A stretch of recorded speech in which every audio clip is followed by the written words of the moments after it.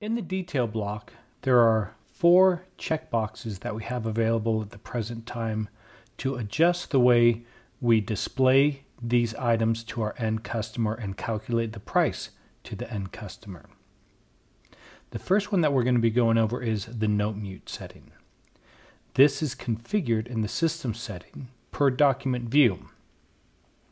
What note mute stands for is the ability to write a note and to not have it display to the end customer.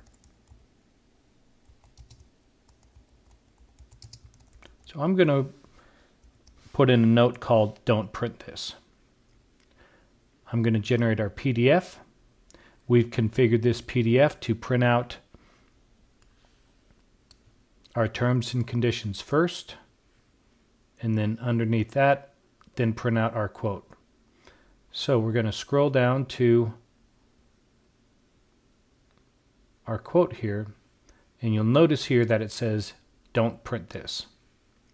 So this would be an example of maybe you wanted to write something for the warehouse, but you didn't want to show it to the end client. If we select this note mute checkbox right here, and then generate our PDF a second time,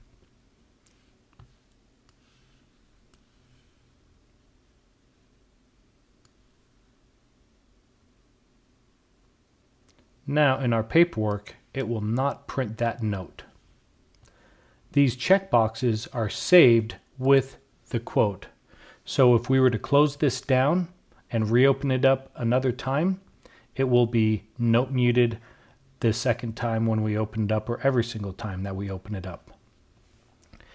For system administrators, this area is customizable to configure whether you want to be able to note mute line items, and there's also a setting whether all items should be note muted by default.